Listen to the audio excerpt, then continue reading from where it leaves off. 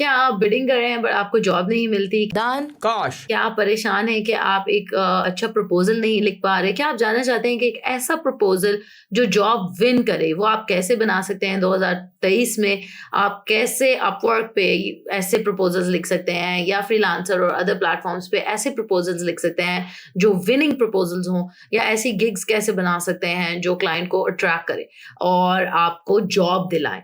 तो आज इस बारे में हम बात करेंगे। इससे पहले कि हम आगे चलें, वीडियो को लाइक करें, शेयर करें, चैनल को सब्सक्राइब करें, रिंग नोटिफिकेशंस का बटन दबाएं। तो सबसे पहली और मोस्ट इंपॉर्टेंट चीज जो प्रपोजल के बारे में मैं आपको शेयर करना चाहूंगी, I always tell my students के क्लाइंट के वर्ड्स को रीस्टेट करना होता है। ठीक है, कोई भी प्रपोजल लिखने से पहले 2 से 3 दफा पहले आपने जॉब डिस्क्रिप्शन को पढ़ना है और प्रॉब्लम आइडेंटिफाई करना है कि क्लाइंट का प्रॉब्लम क्या है। क्या ये बर्न्ड क्लाइंट है? क्या इस टाइम कंस्ट्रेंट इसका प्रॉब्लम है, यानी इसको जल्दी काम चाहिए? क्या इसके साथ पहले कोई धोखा हो चुका हुआ है, ये इसका प्रॉब्लम है? क्या इसको वर्डप्रेस की एक्सपर्टीज नहीं मिल रही, ये प्रॉब्लम है? क्या इसको बाकी सब तो मिल रहा है बट सोशल मीडिया की मार्केटिंग के लिए कोई एक्सपर्ट नहीं मिल रहा या अफोर्डेबल एक्सपर्ट नहीं मिल रहा? तो हमने सबसे पहले आइडेंटिफाई करना है कि क्लाइंट का प्रॉब्लम क्या है। उसका प्रॉब्लम कोई सिंपल भी हो सकता है कि उसका प्लगइन इंटीग्रेट नहीं हो रहा, कॉन्टैक्ट फॉर्म नहीं चल रहा, कुछ भी जो कि उसने अपनी जेडी में बताया होता है। सो 2 से 3 दफा जॉब डिस्क्रिप्शन पढ़नी है, नंबर 1 थिंग। फिर प्रॉब्लम आइडेंटिफाई करना है और फिर एक क्विक और स्ट्रेट फॉरवर्ड ग्रीटिंग और एक इंट्रोडक्शन जो क्लाइंट ने बात की हुई थी। पहली जुमला आपका क्या होना चाहिए? वही जो क्लाइंट की प्रॉब्लम स्टेटमेंट है उसकी जॉब डिस्क्रिप्शन में जो आपने आइडेंटिफाई किया है उसी को अपने लफ्जों में दोबारा लिख देना। फॉर एग्जाम्पल वो कह रहा है I am looking for an affordable WordPress developer, तो आपने उसी के जुमले को लिख देना है कि you are looking for an affordable WordPress developer, you need an affordable WordPress developer. ठीक है, यू अप्रोच से होना चाहिए हमारा कंप्लीट प्रपोजल, कभी भी आई अप्रोच से नहीं होना चाहिए। ये सेकंड इंपॉर्टेंट थिंग है। पहली बात समझ आ गई, यानी ओपन कहाँ से करना है हमने प्रपोजल? हमेशा क्लाइंट के प्रॉब्लम से ओपन करना है, उसके प्रॉब्लम को रीस्टेट करना है। अच्छा, फिर यू अप्रोच से क्या मुराद है? यानी instead of saying I have 10 years of experience, I am a perfect content writer, I am a very professional, आपने कहना है you need somebody with 10 years of experience, you need a professional, you need somebody with years of experience, you need a pro, you need an expert, you need an effective management system. So अपनी बात ही करनी है, अपनी service से pitch करनी है second thing में। ठीक है, लेकिन क्लाइंट को यू के अप्रोच से बताना है कि तुम्हें क्या फायदा होगा। एक क्लियर स्टेटमेंट बतानी है। पहली चीज आ गई उसका प्रॉब्लम, सेकंड चीज आ गई एक क्लियर स्टेटमेंट के आप उसका प्रॉब्लम सॉल्व कर सकते हो और आप राइट अवे स्टार्ट कर सकते हो, अभी के अभी स्टार्ट कर सकते हो। थर्ड थिंग आपने डालनी है एक छोटी, बिल्कुल छोटी सी 2-3 सेंटेंसेस का पिच जिसमें आपने प्रोस्पेक्टिव क्लाइंट को बताना है कि एग्जैक्टली आप इस जॉब के लिए एक एक्सीलेंट फिट क्यों हो। यू अप्रोच वाली बात है ये। ठीक है, यानी instead of saying I have 10 years of experience and handled multiple WordPress projects, आपने कहना है you need N experienced professional who has handled multiple projects and I am the right fit for this job. ठीक है, फिर fourth thing है एक brief लेकिन detail description के आप क्या मेथड और प्रोसेसेस अप्लाई करोगे, किस तरह आप बाकियों से बेहतर हो, आपका सोल्यूशन क्या होगा। ठीक है, सो अपने सोल्यूशन के बारे में बिल्कुल बहुत लंबी बात नहीं करनी, 2-3 जुमलों में अपना सोल्यूशन कंप्लीट बताना है कि मैं आपके लिए क्या सोल्यूशन या क्या एक्सेलेंट सर्विस या मनी बैक गारंटी या रिफंड या कंसेशन क्या आपको ऐसा ऑफर कर सकता हूँ।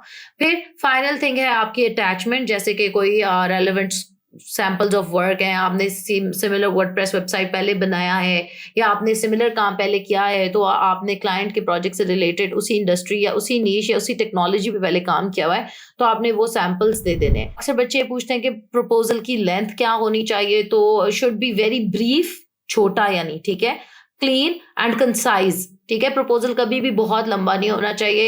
एक प्रपोजल के अंदर जैसे मैंने आपको 4-5 चीजें बताई हैं, एक आपका प्रॉब्लम स्टेटमेंट नंबर 1 लाइन, फिर नंबर 2 2-3 लाइनों का आ गया जहां आप फिर आपने अपना एक्सपीरियंस बताया, प्रॉब्लम का सोल्यूशन बताया, प्रोसेस बताया एंड फाइनली आपने उसको कोई रेलेवेंट मटेरियल्स अटैच कर दिए। तो 8 से 10 लाइनें बहुत हैं। समटाइम्स कुछ प्रपोजल तो बिल्कुल 4-5 लाइनों में भी कवर हो जाता है। ठीक है, सो बहुत ज़्यादा लेंथी नहीं होना चाहिए। क्लाइंट के पास इतना टाइम नहीं होता कि वो लेंथी प्रपोजल्स पढ़ें और इतनी अनरिलेटेड बातें उनको नहीं चाहिए। सो कॉपी पेस्ट कभी ना करें, ये तो never never never do it. कि आपने एक प्रपोजल कॉपी किया हुआ वो हर जगह पेस्ट। ये जो मैं आपको तरीका बता रही हूँ, इस तरीके को फॉलो करते हुए आपने हर दफ़ा एक कस्टम प्रपोजल बनाना है। चैट जीपीटी से भी आप बना सकते हैं कि आप अपनी रोमन में उसको बता दें या नॉर्मल टूटी-फूटी अंग्रेज़ी में उसको बता दें कि यार जेडी पेस्ट करें चैट जीपीटी में, ये जॉब डिस्क्रिप्शन है, इसके लिए मेरे पास ये सॉल्यूशन है, तुम एक अच्छा सा प्रपोजल बना दो, तो वो भी आपको बना देगा, ठीक है। बेस्ट फॉर्मेट क्या है अपवर्क प्रपोजल का? तो आप बेस्ट फॉर्मेट यही है कि आप एक कंसाइज और क्लियर कट टेम्पलेट यूज़ करें और डिफरेंट तरह के प्रपोजल्स ट्राई करें, जो भी आपके लिए वर्क बेस्ट करेगा। वीडियो बिडिंग भी आप कर सकते हैं, ठीक है। ये भी इम्पॉर्टेंट है कि आप उसकी क्योंकि वीडियो से लोगों को कॉन्फिडेंस मिलता है कि हाँ this is a real person, trustworthy person, और वो फेस कर रहा है, उसके अंदर कॉन्फिडेंस है। सो आप वीडियो बिडिंग भी कर सकते हैं। क्लाइंट की अटेंशन अट्रैक्ट करनी है आपने। नेक्स्ट इंपॉर्टेंट थिंग है कि डजन्स ऑफ फ्रीलांसर्स उसको बिड कर रहे हैं, तो वो आपको कैसे और क्यों सिलेक्ट करे। सो आपका स्टार्ट बहुत स्ट्रांग होना चाहिए। स्टार्ट में ही आप क्लाइंट को हुक कर लो क्लाइंट के पर्सपेक्टिव से कि उसने जो प्रॉब्लम लिखी है या वो जो जिस मुश्किल से गुजर रहा है उसका हल आपके पास है। अगर तो आप उसकी प्रॉब्लम का सोल्यूशन उसको स्टार्ट में दे देते हो फर्स्ट फ्यू सेकंड्स में, तो फिर वो आपका प्रपोजल भी पढ़ेगा और मोस्ट लाइकली आपको हायर भी कर लेगा। एक अंडरस्टैंडिंग बिल्ड करें क्लाइंट के प्रोजेक्ट की, उसके स्कोप ऑफ वर्क की, शो करें कि हाँ मुझे समझ आ गया है कि what you are looking for और मैं इसको ज़रूर एड्रेस करूंगा। एक तरीका ये भी होता है कि आप क्लाइंट के प्रीवियस जो भी उसके हायर्स हैं उसमें जाएं और उसके जो फ्रीलांसर्स ने उसको रिव्यूज़ छोड़े हुए हैं वो रिव्यूज़ पढ़ें, तो उसमें से आपको उसका नाम पता चल जाएगा। आप उसको उसके नाम से एड्रेस करें तो it will make a very personal thing और उसको बड़ा एफिलिएटेड फील होगा। एंड प्रूफ दें कि आप ये जॉब कर सकते हैं। अपनी अपवर्क प्रोफाइल को पॉइंट आउट कर सकते हैं कि मेरा 100% सक्सेस रेट है, या मैंने 800 प्रोजेक्ट्स कर लिए हैं, या मैंने सिमिलर नीश के अंदर। सो उसको कोई एग्जांपल दें कि मैं ये कैसे कर सकता हूँ। कोई केस स्टडी दे दें अगर, तो ज़्यादा स्पेसिफिक दे सकते हैं कि इसी तरह मेरे पास एक क्लाइंट आया था, ये उसकी वेबसाइट थी, मैंने उसको रिवैम्प किया तो ये उसका हो गया।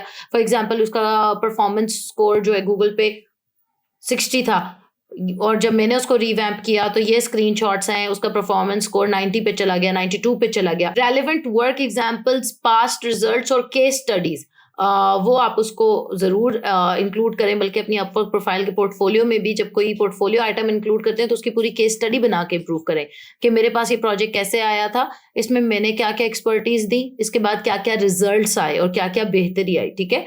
क्वेश्चन पूछें अगर तो आपको कोई बात समझ नहीं आई और कोई स्पेस है इस चीज़ की कि वहाँ पे सवाल पूछा जा सके, तो सवाल ज़रूर पूछें, क्योंकि इससे क्लाइंट को लगता है कि हाँ ये मेरे प्रोजेक्ट में फर्दर इंटरेस्टेड है। बेमकसद सवाल ना पूछें। अगर उसने पहले ही बताया हुआ कि मैंने वर्डप्रेस वेबसाइट चाहिए तो आप पूछें तुम्हें कौन सी CMS में वेबसाइट चाहिए, ये बेमकसद सवाल है।